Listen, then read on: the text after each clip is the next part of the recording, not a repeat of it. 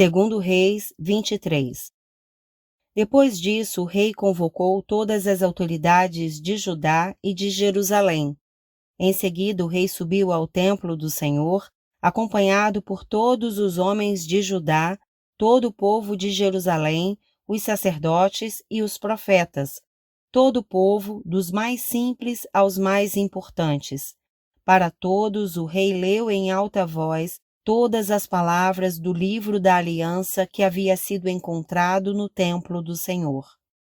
O rei colocou-se junto à coluna real e, na presença do Senhor, fez uma aliança, comprometendo-se a seguir o Senhor e a obedecer de todo o coração e de toda a alma aos seus mandamentos, aos seus preceitos e aos seus decretos, confirmando assim as palavras da aliança escritas naquele livro.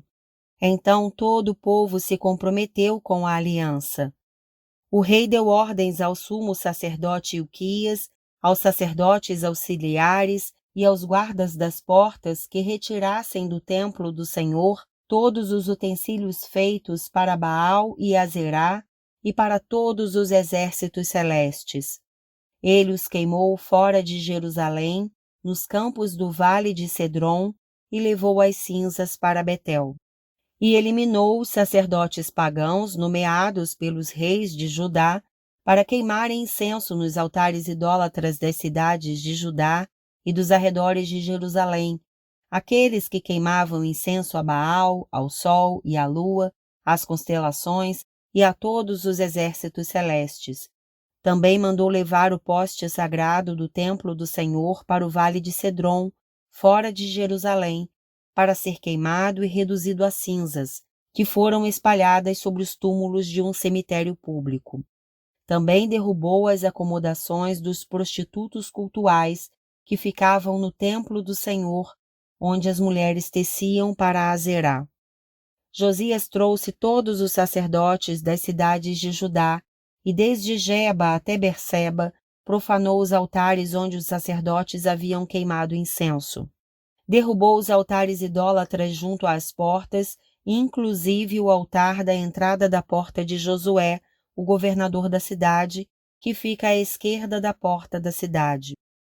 Embora os sacerdotes dos altares não servissem no altar do Senhor em Jerusalém, comiam pães sem fermento junto com os sacerdotes, seus colegas. Também profanou Tofete, que ficava no vale de Ben-Hinom, de modo que ninguém mais pudesse usá-lo para sacrificar seu filho ou sua filha a Moloque. Acabou com os cavalos que os reis de Judá tinham consagrado ao sol e que ficavam na entrada do templo do Senhor, perto da sala de um oficial chamado Natã-Meleque. Também queimou as carruagens consagradas ao sol. Derrubou os altares que os seus antecessores haviam erguido no terraço, em cima do quarto superior de Acais, e os altares que Manassés havia construído nos 2 pátios do templo do Senhor. Retirou-os dali, despedaçou-os e atirou o entulho no vale de Cedron. O rei também profanou os altares que ficavam a leste de Jerusalém, ao sul do Monte da Destruição, os quais Salomão, rei de Israel, havia construído para Astarote, a detestável deusa dos Sidônios, para Camos, o detestável deus de Moabe, e para Moloque, o detestável deus do povo de Amon. Josias despedaçou as colunas sagradas, derrubou os postes sagrados e cobriu os locais com ossos humanos. Até o altar de Betel, o altar idólatra edificado por Jeroboão, filho de Nebate, que levou Israel a pecar, até aquele altar e o seu santuário, ele os demoliu. Queimou o santuário e o reduziu a pó, queimando também o poste sagrado. Quando Josias olhou em volta e viu os túmulos que havia na encosta da colina, mandou retirar os ossos dos túmulos e queimá-los no altar a fim de contaminá-lo, conforme a palavra do Senhor proclamada pelo homem de Deus, que predisse essas coisas. O rei perguntou: que monumento é este que estou vendo? Os homens da cidade disseram: é o túmulo do homem de Deus que veio de Judá e proclamou estas coisas que tu fizeste ao altar de Betel. Então ele disse: Deixem-no em paz. Ninguém toque nos seus ossos. Assim pouparam seus ossos, bem como os do profeta que tinha vindo de Samaria. Como havia feito em Betel, Josias tirou e profanou todos os santuários idólatras que os reis de Israel haviam construído nas cidades de Samaria e que provocaram a ira do Senhor. Josias também mandou sacrificar todos os sacerdotes daqueles altares idólatras e queimou ossos humanos sobre os altares. Depois voltou a Jerusalém. Então o rei deu a seguinte ordem a todo o povo: Celebrem a Páscoa ao Senhor, o seu Deus, conforme está escrito neste livro da aliança. Nem nos dias dos juízes que lideraram Israel, nem durante todos os dias dos reis de Israel e dos reis de Judá, foi celebrada uma Páscoa como esta. Mas no 18º ano do reinado de Josias, esta Páscoa foi celebrada ao Senhor em Jerusalém.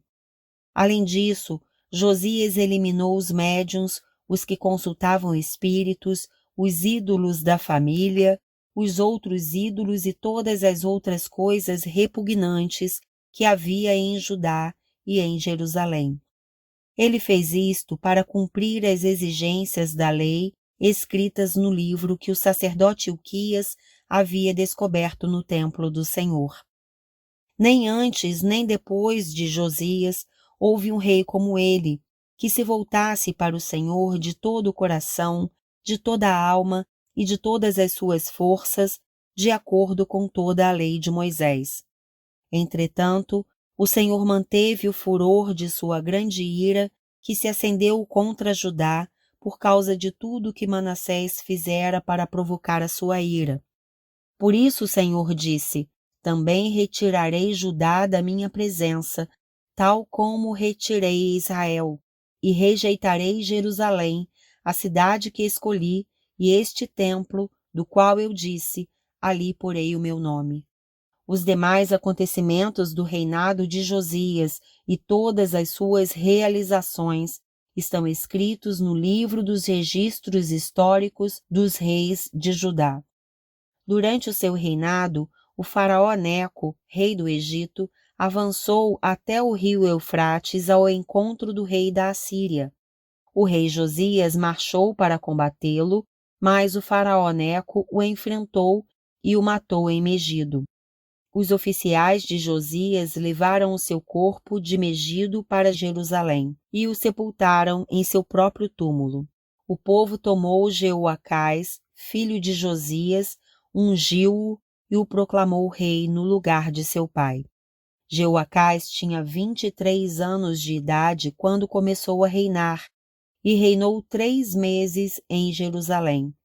O nome de sua mãe era Amutal, filha de Jeremias. Ela era de Líbina. Ele fez o que o Senhor reprova, tal como os seus antepassados.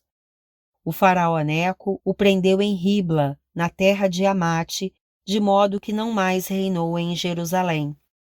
O faraó também impôs a Judá um tributo de 3,5 toneladas de prata e 35 quilos de ouro.